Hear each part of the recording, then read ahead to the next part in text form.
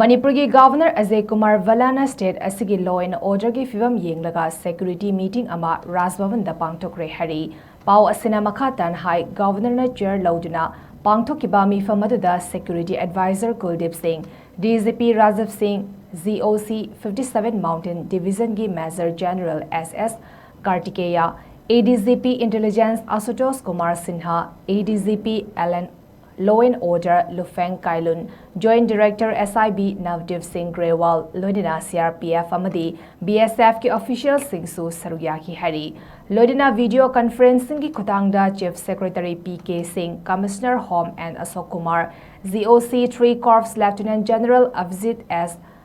Pendarkar, ICAR South Major General Ravrup Singh Amadi, ICAR East Major General Suresh Kumar Vampusu meeting aduda Saruyaki Hari.